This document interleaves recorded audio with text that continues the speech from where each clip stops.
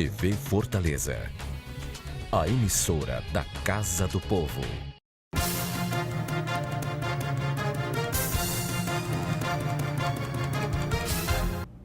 Olá, como vai? Estamos começando agora o programa Pela Ordem, que tem uma missão importante de colaborar com os nossos telespectadores na formação da boa opinião sobre política, economia, sobre o estamento de poder no país e, naturalmente, seus direitos e seus deveres.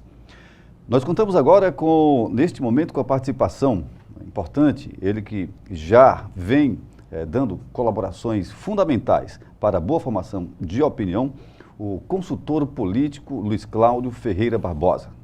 Uma participação sempre muito esclarecedora. Olá, como vai, Luiz Cláudio Ferreira Barbosa? Olá, Paulo, tudo bom?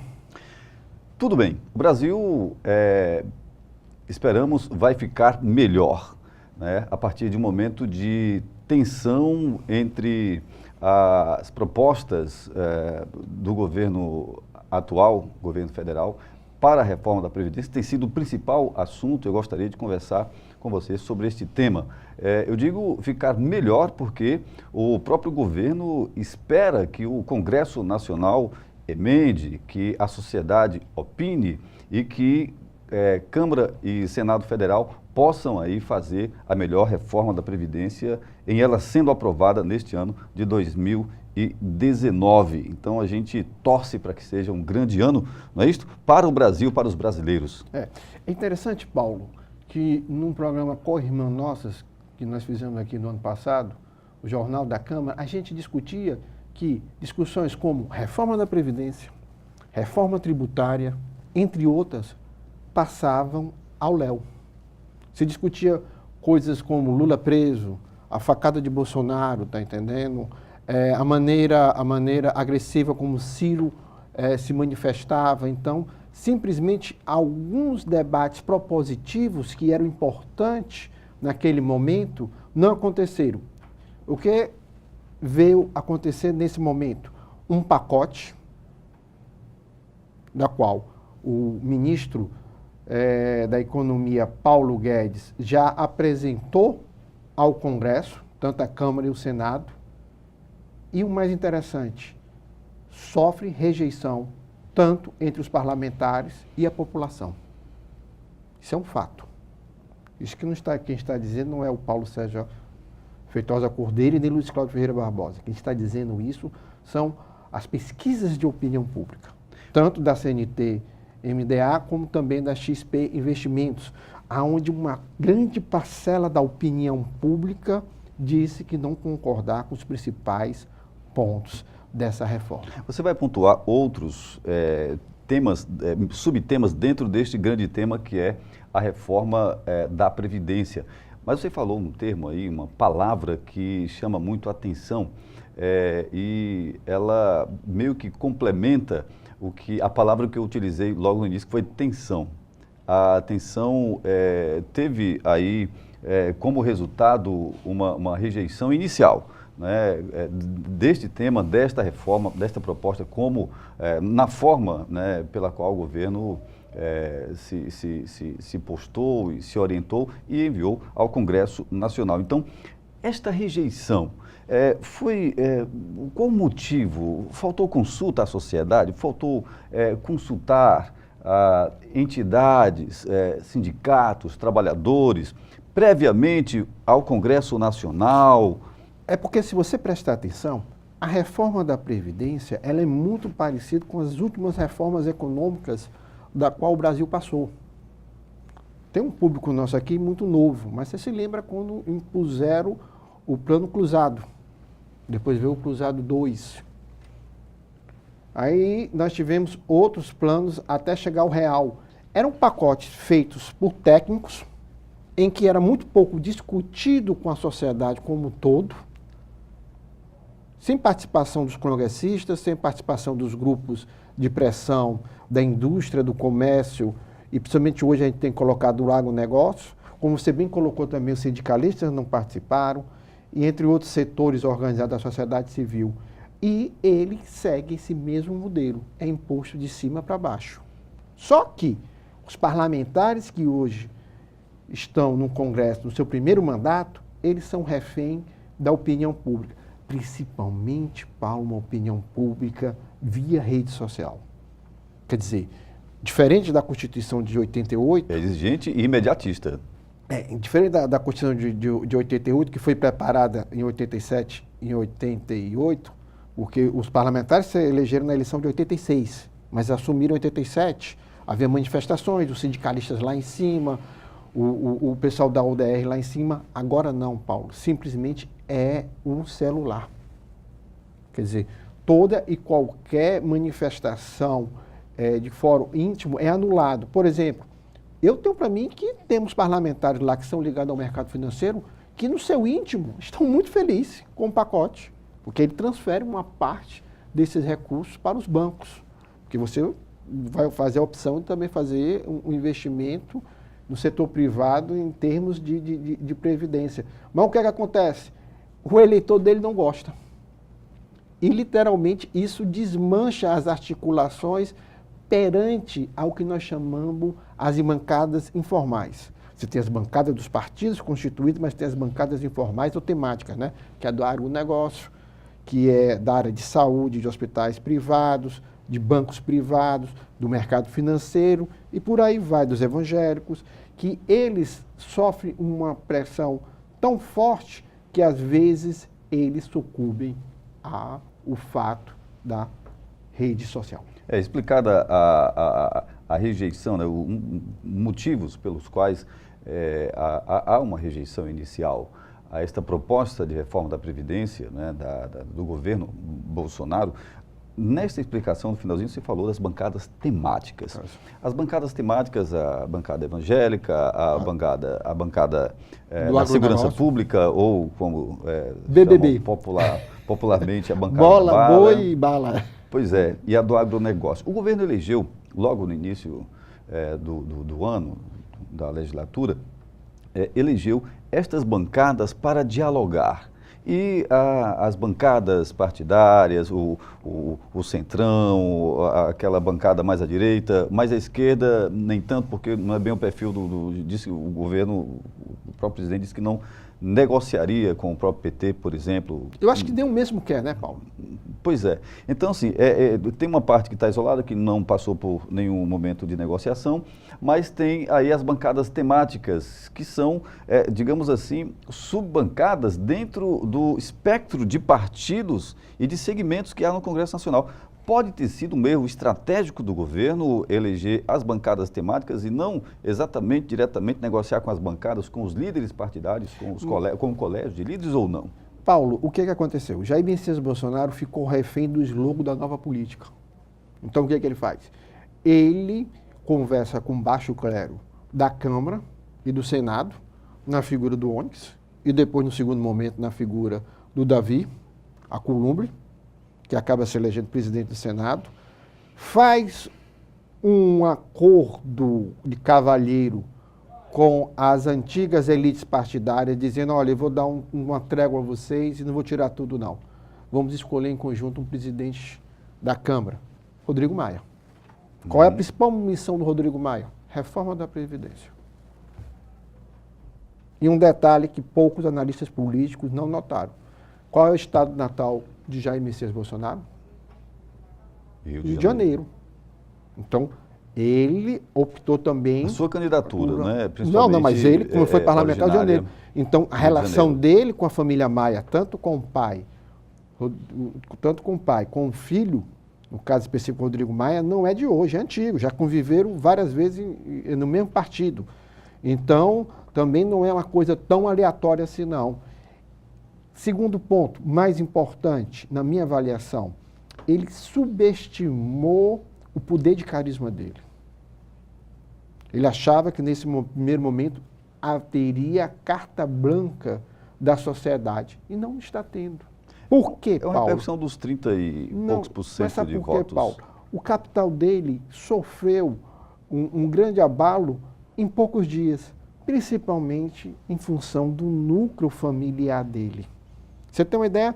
nessa mesma pesquisa CNTE-MDA, mais de 70%, quase 80% dos entrevistados disse que são contra a participação, a intervenção dos filhos do mesmo dentro de políticas internas do governo. Para começar, a crise do Carlos Bolsonaro no relacionamento com o Gustavo Bibiano resultou aí num momento muito já difícil. havia o problema do Flávio Bolsonaro, senador.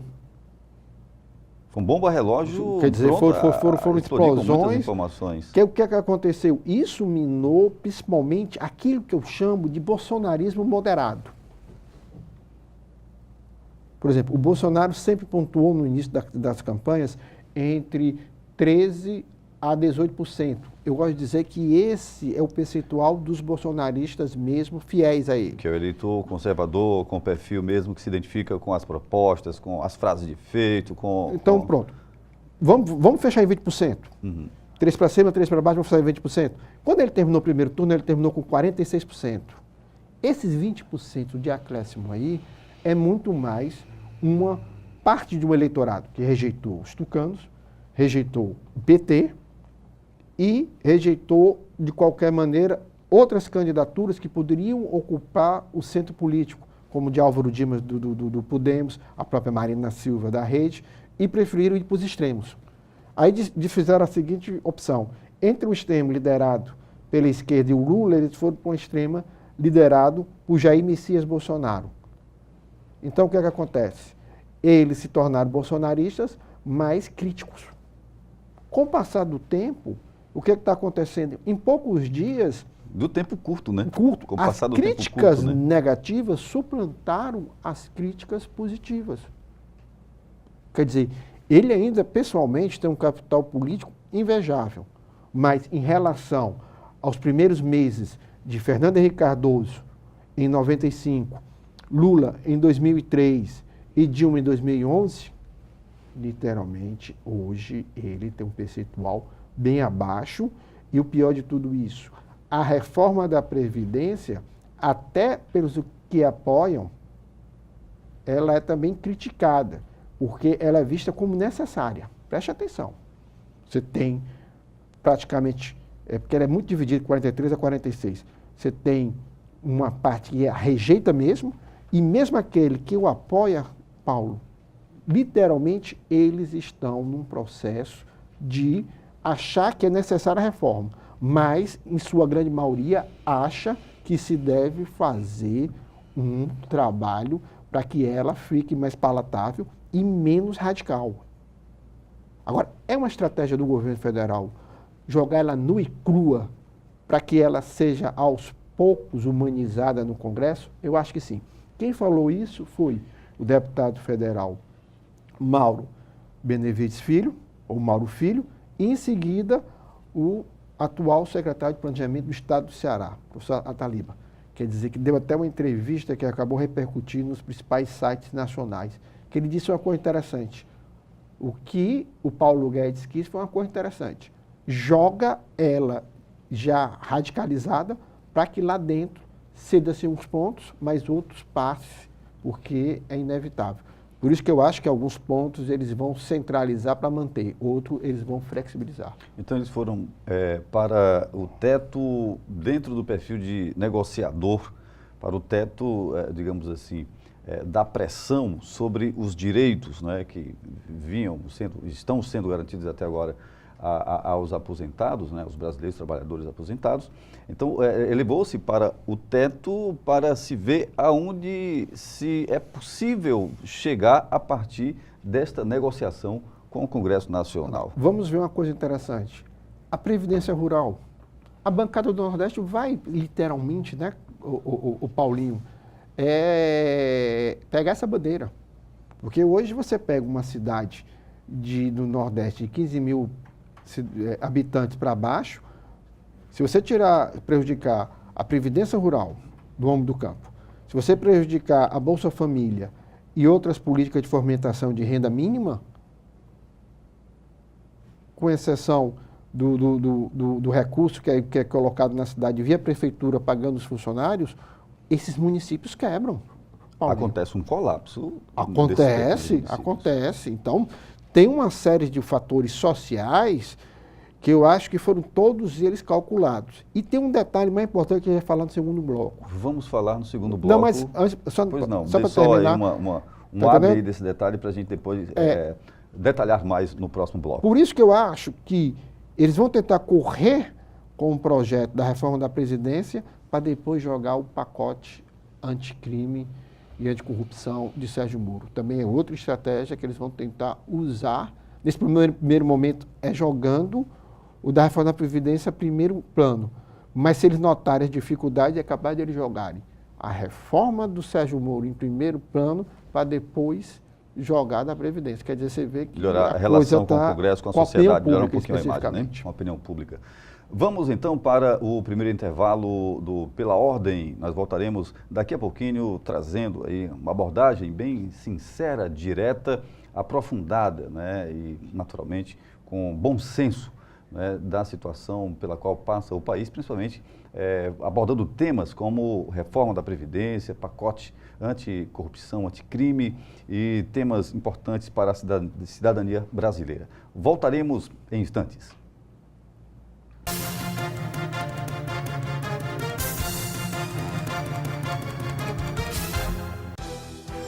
Avançar no social para um futuro mais certo e seguro em Fortaleza. Educação infantil de tempo integral. Escolas modelo. Centros culturais. Teatro São José. Casas da Cultura Digital. Observatório. Turmas avançadas da Prefeitura. Juventude Sem Fronteiras. Prefeitura e você. Uma Fortaleza que avança rumo ao futuro é a gente que faz. Bem-vindos ao novo ano. A Prefeitura celebra um resultado histórico no direito à casa própria aos mais carentes de Fortaleza. Mais de 25 mil famílias beneficiadas com o papel da casa. E moradias novinhas em apenas 6 anos. Agradeço a Deus, em primeiro lugar, segundo a Prefeitura, por ter realizado o sonho da minha casa própria. Parceria da Prefeitura com o Governo do Estado. Prefeitura e você. Uma Fortaleza melhor é a gente que faz.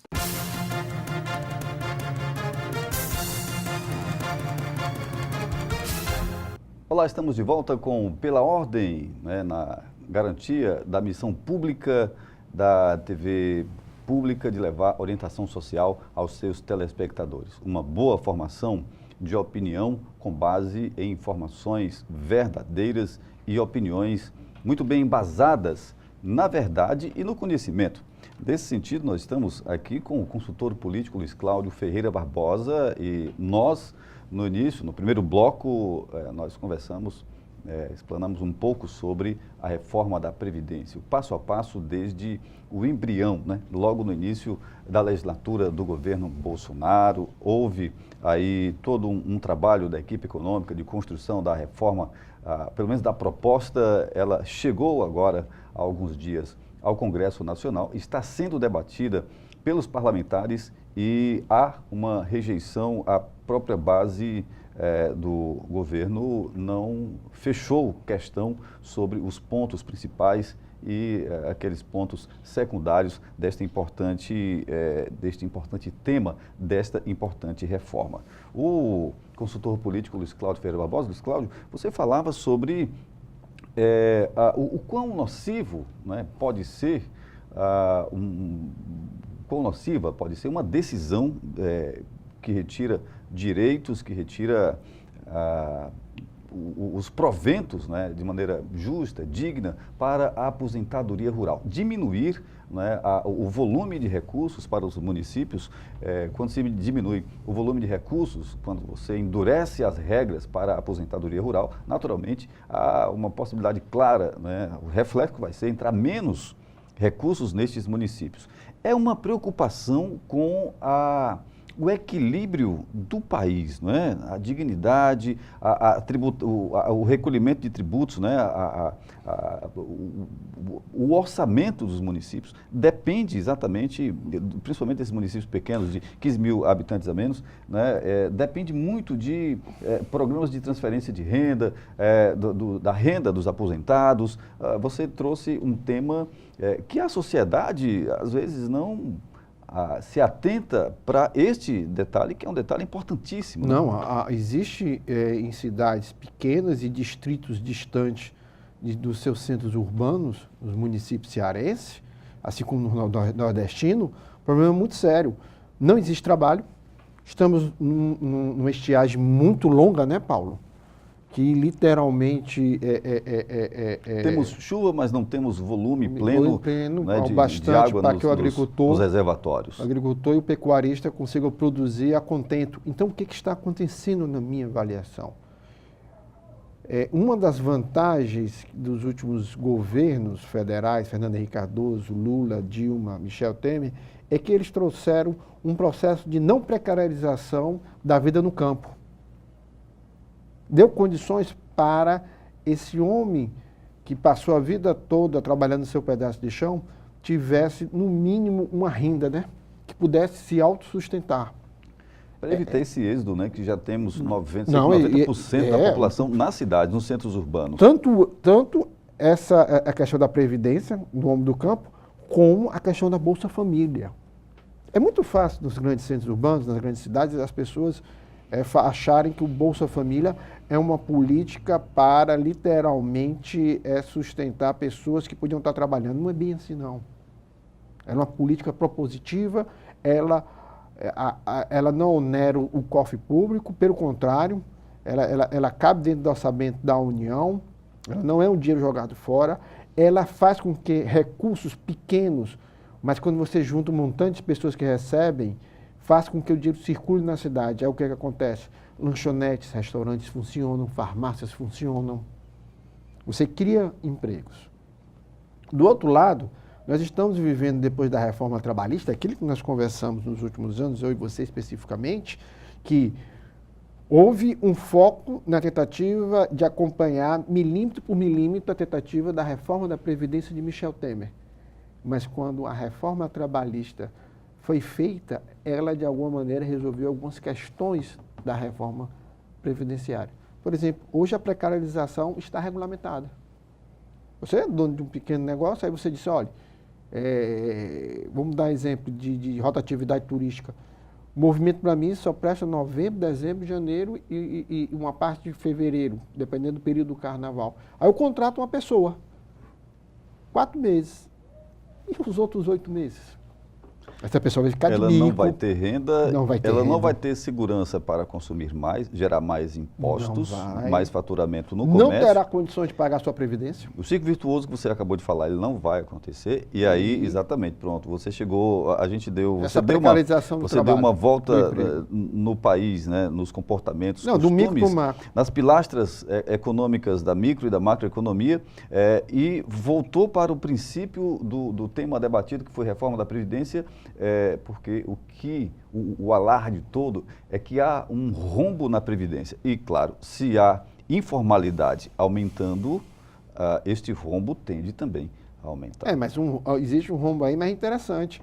Existe também por parte de grandes empresas que não repassam ao sistema previdenciário o que é de direito. Quanto é? Bilhões e bilhões. Meio trilhão, mais ou menos. Mais ou menos. Muitas grandes empresas mesmo. Nós temos casos de famílias inteiras que quando os pais vão entrar no processo de aposentadoria e descobrem que a empresa que ele trabalhava não repassava. Quer dizer, você nota que existe aí um processo na qual se questiona muito o cara que ganha um salário mínimo, o cara que literalmente foi beneficiado por uma política social que garantiu ele uma renda mínima, como é a questão da previdência do homem do campo, mas não se fala em processos que vêm acontecendo de grandes empresas de setores privados que às vezes não repassam o que é devido ao sistema previdenciário. E cria um problema que quem tem que resolver é o setor público. Aí sim, é interessante. Por exemplo, a grande preocupação em alguns aspectos, principalmente desse pacote do Paulo Guedes, é jogar um cidadão que já tem dificuldades de pagar um plano de saúde privado, tem dificuldade de manter o filho num colégio privado ou numa faculdade privada, e agora também vai ter que contribuir tanto com a previdência pública, como tentar também fazer uma previdência privada, que ele não vai conseguir. Vai chegar um determinado momento que vai ficar tão subcarregado que ele vai optar por manter o plano de saúde, um exemplo, que a idade está avançando, ele precisa pagar um plano de saúde, ele não confia no sistema público e vai abandonar. E para onde é que vai esse lucro? Para os grandes bancos. Aí, de onde é que o Luiz Cláudio está imaginando isso? Um caso que o deputado federal e ex-secretário de Planejamento do Estado do Ceará, Mauro Filho, falou, o caso do Chile. Tão alarmante falado pelos neoliberais da América Latina, é uma falância. Lá você criou uma situação de aposentados vivendo literalmente com rendas bem abaixo do que eles tinham quando estavam ativos no mercado de trabalho. Quer dizer, é uma coisa muito perigosa, viu, Paulo? Em síntese, o que está acontecendo? Quando os sites, as empresas de mercado financeiro fazem uma pesquisa de opinião pública entre os parlamentares, até dentro do Partido dos Trabalhadores, do PCdoB, tem entre 30% a 40% que concordam com a reforma da Previdência. Nos outros partidos, chega a casa de 70%. Então, teoricamente, o presidente Jair Messias Bolsonaro não teria problema nessa reforma. Mas qual é o problema? É que, mesmo esse parlamentar que é a favor dessa reforma, ele não é a favor desse modelo que está sendo imposto. Por quê? Porque ele já sentiu que o eleitor dele está rechaçando. E uma outra parte do eleitor dele que está aceitando a reforma da Previdência pensa igual a ele. Essa reforma não pode ser tão draconiana, tão cruel como está tentando ser colocada. Há uma tentativa ali de criar uma cortina de fumaça, que é a questão da previdência dos parlamentares, né? É uma cortina de fumaça. É uma cortina de fumaça, até porque é um número muito menor do que o número de pessoas que estarão a se aposentar no próximo ano, nos próximos 2 anos, nos próximos 5 anos, nos próximos 20 anos, que é uma projeção que se faz para uma economia aí de 10 trilhões, não é? Que o ministro da Economia, Paulo Guedes, faz. Realmente é preciso... É economia de palito. Economia de palito, porque quantos parlamentares? Né? Desses 500 vão entrar... Desses 500 e pouco que nós temos parlamentares, tanto Senado como Congresso, há um detalhe. 513 mais 81 senadores. Você pode botar 40% ali, são pessoas consideradas rico-milionárias. Não precisam da previdência da Câmara e do Senado. Então a economia é de 0,00, algum parecido com uma dízima assim, lá no final. Vamos colocar aqui um exemplo simples. Esse ponto, né, que é a aposentadoria dos parlamentares. Vamos botar aqui só no Senado, a bancada cearense do Senado. Cid Gomes é um homem, literalmente, que vive do seu trabalho na área da política. Esse talvez vá querer uma aposentadoria. Não é um empresário e tal. Mas Luiz Eduardo Girão e senador Tasso Gereissati são empresários bem-sucedidos, tá entendendo? Lógico que eles têm esse direito também, mas, no meu ponto de vista, e você talvez concorde comigo, eles têm outras fontes de rendas. Então, eles não terão uma preocupação tão grande nessa história de, mesmo deixando o Senado, continuar pagando até completar 20 anos para se aposentar. Eu acho que eles não vão ter esse interesse grande. O Tasso agora, finalizando esse segundo mandato dele, vai ter 16 anos de Senado. Quer dizer, eu não sei se ele vai continuar querendo pagar mais 4 anos ou um pouco mais para ter aposentadoria como senador. Então, são coisas, são debates que não agrega. Por exemplo, a questão dos militares, é uma questão séria. Agora, há uma cobrança de segmentos partidários, principalmente da esquerda, de alguns também dos partidos de centro, uma cobrança de que sejam incluídos os militares nesta reforma. O governo diz que vai um texto à parte, né? Em um mês, pelo menos, irá um texto que vai modificar, que propõe modificar as aposentadorias para os militares. O Paulo Guedes fala uma coisa, né, Paulo? O Paulo Guedes, o ministro da Economia, fala uma coisa e o vice-presidente, Hamilton Mourão, fala outra. E o mercado financeiro já sentiu esse choque de opiniões. Por exemplo, vamos dar um exemplo simples e objetivo. Nos últimos anos, com o aumento da violência, e praticamente alguns policiais se tornaram verdadeiros soldados. Casos como aqui no Ceará, Rio de Janeiro, São Paulo, a carga emocional desses indivíduos é muito forte, Paulo.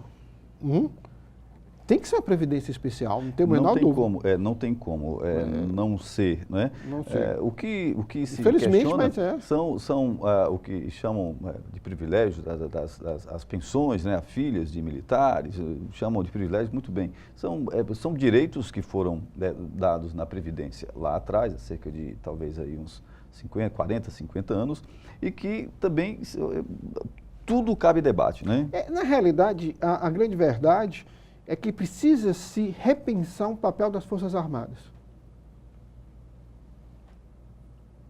Por exemplo, hoje nosso maior contingente do Exército, especificamente, está na região Amazonas, protegendo aquela área.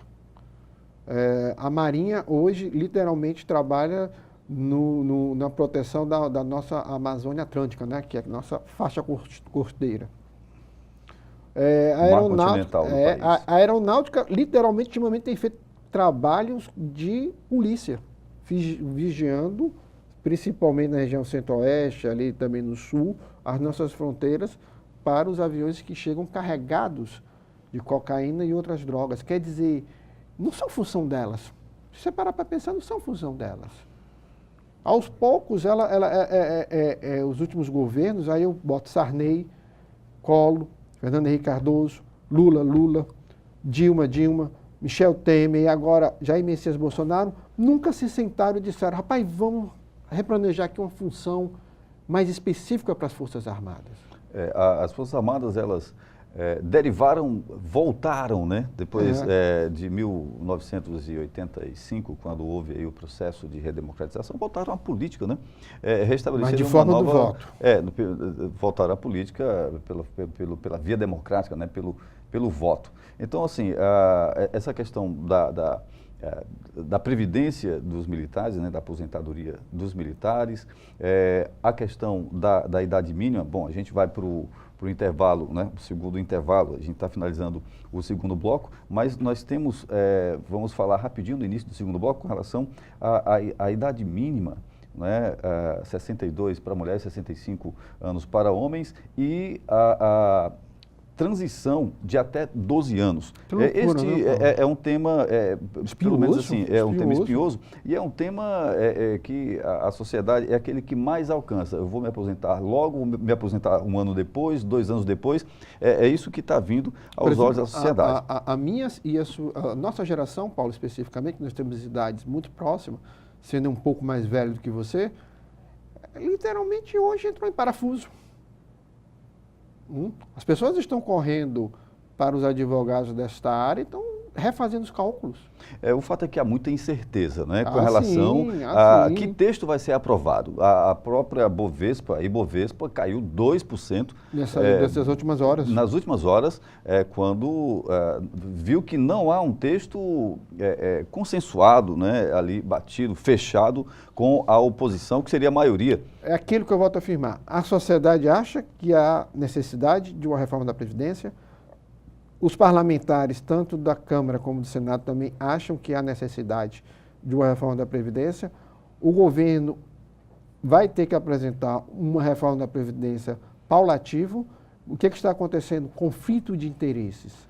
E esses conflitos de interesses acabam repercutindo em quê?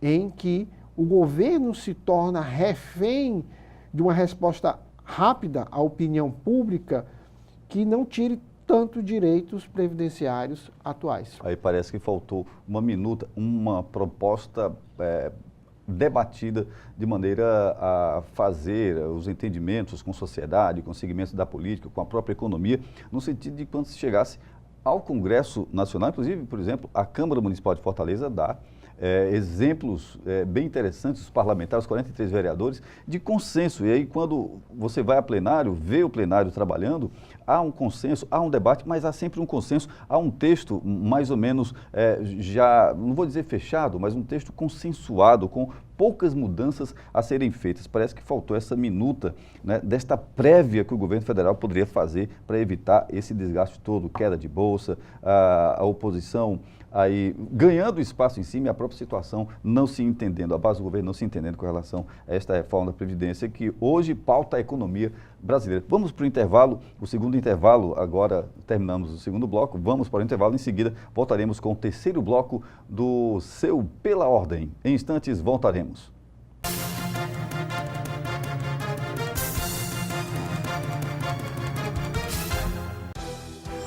Avançar no social para um futuro mais certo e seguro em Fortaleza. Educação infantil de tempo integral. Escolas modelo. Centros culturais. Teatro São José. Casas da Cultura Digital. Observatório. Turmas avançadas da Prefeitura. Juventude Sem Fronteiras. Prefeitura e você. Uma Fortaleza que avança rumo ao futuro é a gente que faz. Bem-vindos a um novo ano. A Prefeitura celebra um resultado histórico no direito à casa própria aos mais carentes de Fortaleza. Mais de 25 mil famílias beneficiadas com o papel da casa. E moradias novinhas em apenas 6 anos. Agradeço a Deus, em primeiro lugar, segundo a Prefeitura, por ter realizado o sonho da minha casa própria. Parceria da Prefeitura com o Governo do Estado. Prefeitura e você. Uma Fortaleza melhor é a gente que faz.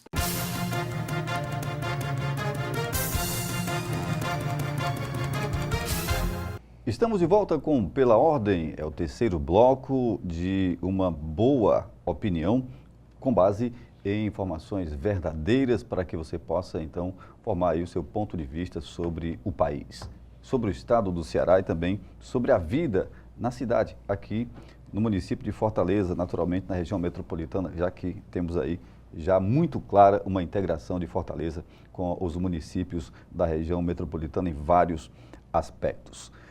Com relação à reforma da Previdência, idade mínima podendo ser 62, para mulheres 65, para homens, para a gente fechar este tema, este é o principal, pelo menos assim, o senso comum, o olhar do entendimento, né, médio do brasileiro, para este item, né?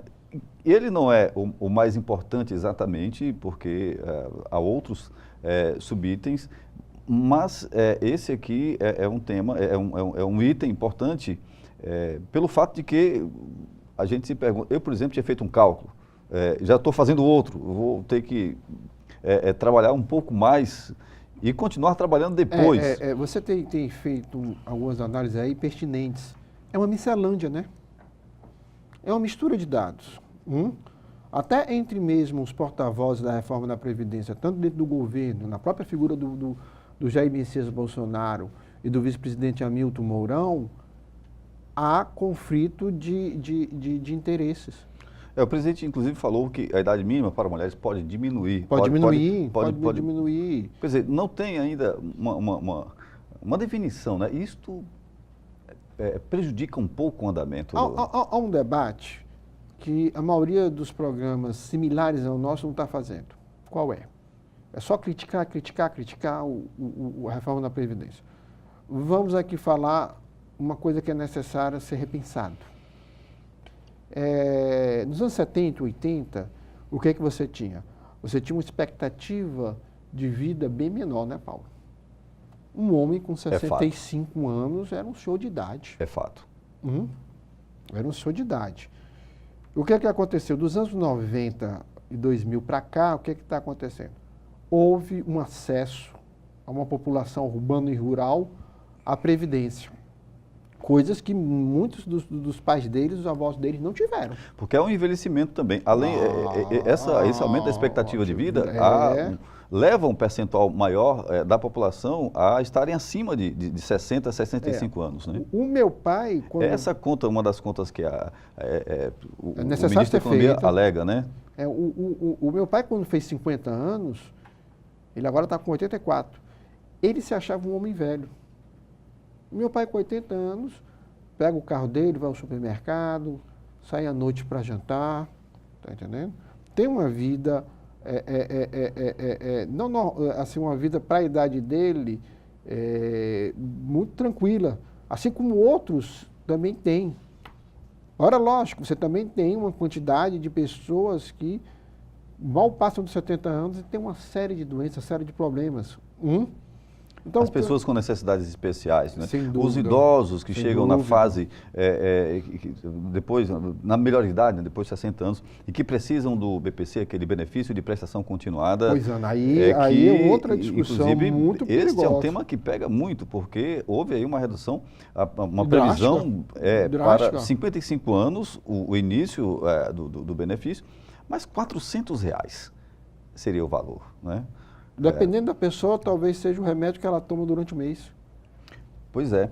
Por exemplo, uma pessoa, vamos pegar um caso de uma pessoa que tem hipertensão, diabetes, entre outras doenças comuns nessa idade, não dá. O que é que acontece?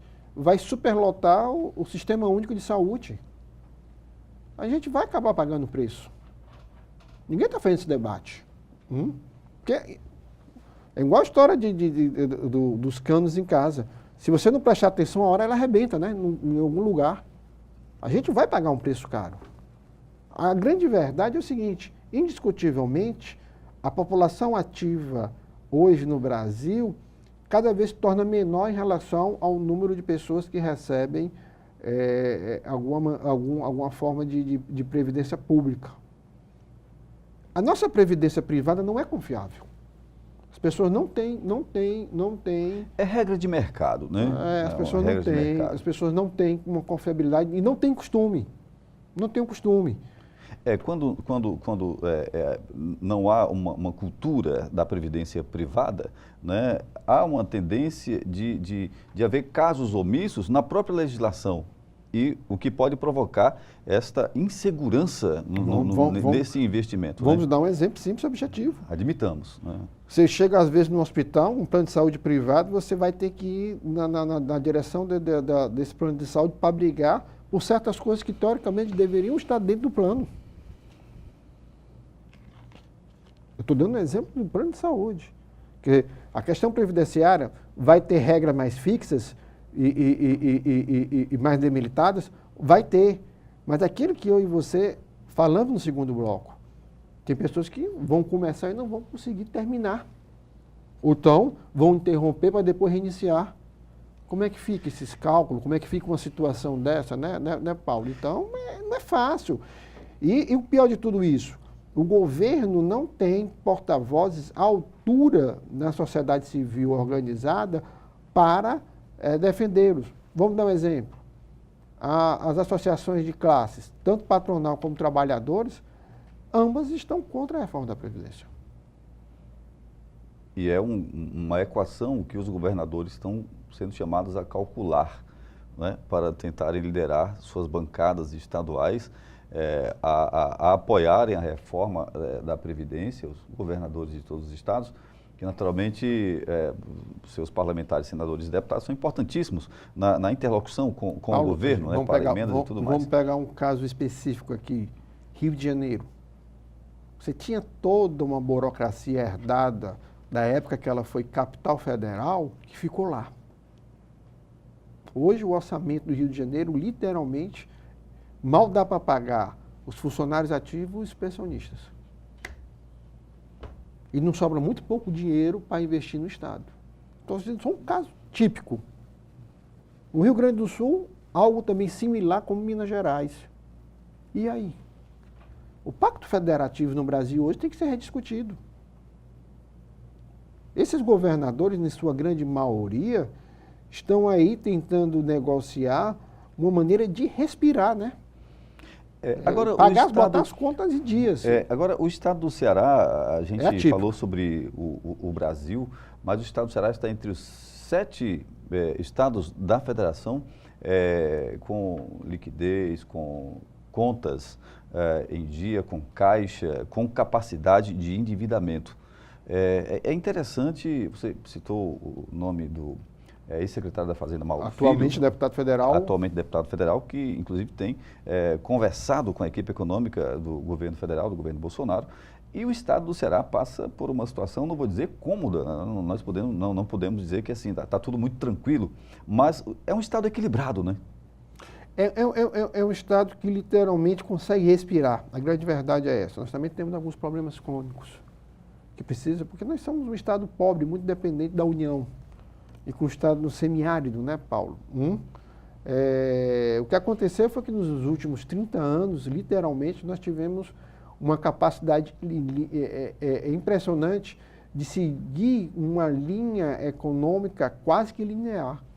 Tasso Gereissati, Ciro Gomes, Tasso, Lúcio Alcântara, que passa para Cid Gomes de novo, Camilo e agora Camilo. E tendo como principal condutor dessa política, desde 93, a figura de Mauro Benevides Filho. Desde a reorganização do Estado administrativa, lá em 1986 para cá, 87. Desde 87 para cá, né, logo ainda durante o governo Gonzaga Mota, depois o governo das mudanças, Tasso Gereissati, houve aí um estabelecimento de um perfil administrativo, fiscal, de planejamento do Estado. E não há interferência do Executivo para que haja mudança nessa política. Isso é um fator republicano ímpar na história dos estados, tanto do Nordeste como do restante do Brasil. Isso aí é um mérito nosso. Quer dizer, mas isso não quer dizer que nós conseguimos superar alguns problemas crônicos, que, por exemplo, qual é a verdadeira vocação do estado do Ceará? O Ceará, apesar de estar trazendo algumas indústrias nos últimos 20 anos, 25 anos, nós temos que investir mais na área de turismo, né? Que ela é uma geradora de trabalho. E é uma indústria limpa. Só que o turismo, aquilo que nós estávamos falando, ela cria empregos temporários. Por exemplo, o homem do campo, ele tem um período da colheita, tem um período que ele planta e tem um período que ele espera vir a outra colheita. Ele fica parado. Dizer, essa sazonalidade é preocupante, né? Tanto ele como do agronegócio, quer dizer, a gente tem que ver que essa reforma da Previdência, ela não mexe só com o indivíduo, não. Ela mexe com a União como um todo. E, especificamente, vai redefinir alguns aspectos, o Pacto Federativo. Qual o papel da União junto aos Estados? E também uma outra mão vindo. Qual é a outra mão vindo? Alguns estados vão ter que colocar suas contas em dias. Pelo amor de Deus, a situação de Minas Gerais é um absurdo. É um absurdo. Por exemplo, esse atual governador Zema literalmente está engessado. Está com as mãos na cabeça. Ele talvez termine o mandato tentando resolver ainda os penduricários dos governos anteriores e criando novos. Então, nós temos que repensar muito essas coisas. E outra coisa, o outro problema que o governo vai ter, em breve, é a questão dos tributos, dos impostos, que são muito pesados, o Paulo. São muito pesados e oneram o bolso do trabalhador. Essa questão dos impostos, né, segue muito paralelamente, né, de maneira paralela com a austeridade. Sem dúvida. Com a honestidade. Aí a gente entra naquela questão que você falou, neste tema importante que é o combate à corrupção, né? O pacote anticrime e o combate à corrupção, que são duas bandeiras importantes que foi abraçada pelas quais chegou ao governo o ministro Sérgio Moro, e que há interrogações, porém há propostas nesse sentido, propostas e naturalmente interrogações, porque há de se acompanhar de que maneira isto vai se desenrolar e se desenvolver, no sentido de que as contas públicas, o erário possa ser tratado de uma maneira tal que a austeridade, a eficiência possa garantir que estes estados que você acabou de falar possam sair, né, saiam da pindaíba, né, dessa situação difícil, né, financeiramente falando, para os seus servidores, para o emprego, geração de emprego, para as empresas. Vamos ser bem específicos. A área de construção civil no Brasil, ela está literalmente parada, né, Carlos? O Paulo. Ainda tem um problema muito sério. O processo do Lava Jato, que é muito fundamental para a conscientização do combate à corrupção no Brasil, tem um lado nefasto, qual é? Engessou essa área. Parece que faltou a gente é preciso discutir criar uma isso. legislação de pegar as pulgas e os carrapatos, né, e deixar a vaca leiteira dando leite. Pronto, você agora, por exemplo, empresas grandes, elas pagam uma altíssima multa e voltam a funcionar. Porque, infelizmente, acabam que às vezes há licitações, mas não existe empresas à altura. Porque você literalmente retirou algumas que tinham capacidade de fazer esse processo. Quer dizer, são discussões que precisam ser feitas. Tá parece que a descontinuidade de atividades de empresas, atividades econômicas de empresas importantes para o país, refletiu numa cadeia produtiva imensa e a gente não consegue gerar uma empregabilidade que garanta um conforto, né, um aumento no gráfico de empregados no nosso país. Né? Vamos dar um outro parênteses. Talvez a economia esse ano cresça, mas isso não quer dizer que a gente vai criar empregos à altura. Mais empregos precários do que os empregos formais. Quer dizer, e tem um detalhe, nós temos um exército de pessoas silenciosas que decidiram não mais votar ou ir atrás de emprego.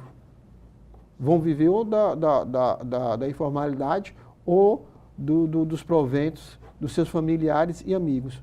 Isso é uma verdade, isso é uma coisa que precisa ser abordada de frente.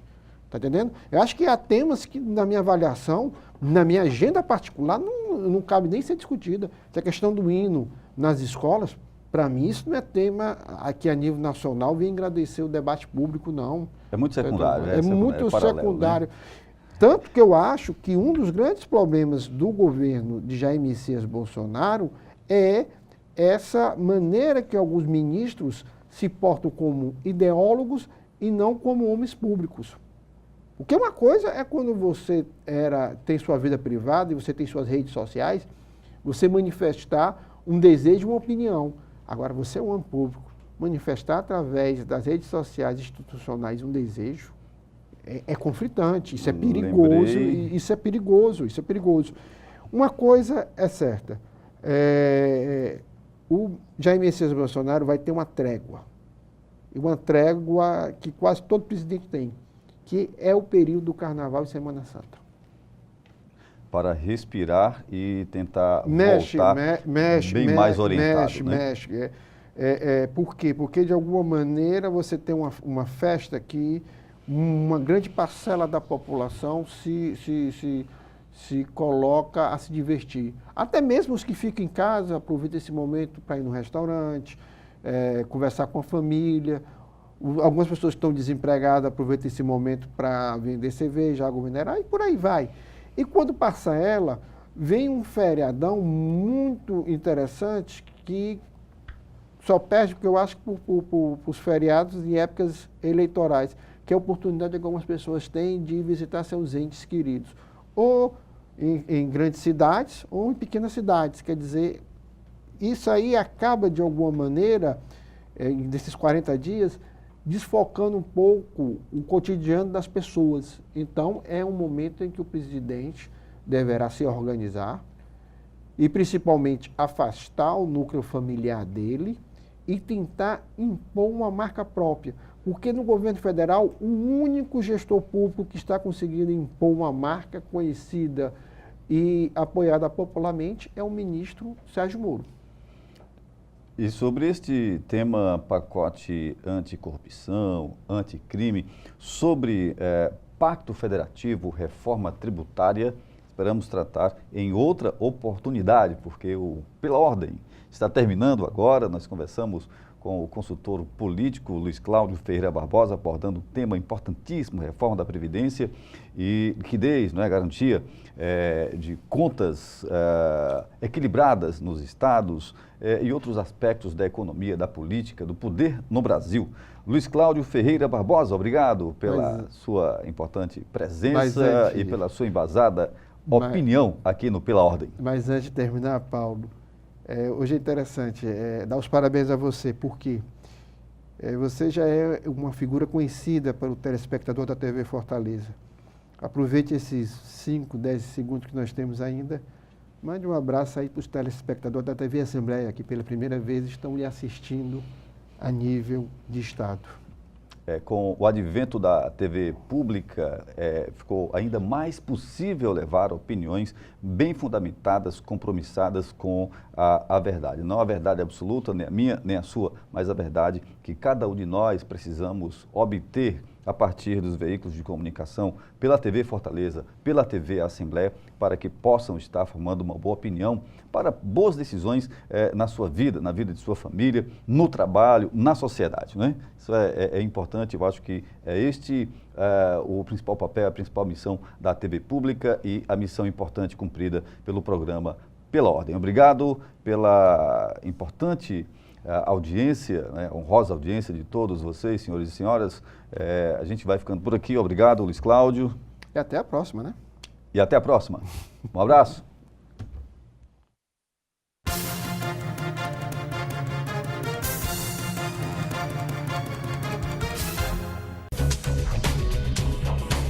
TV Fortaleza, a emissora da Casa do Povo.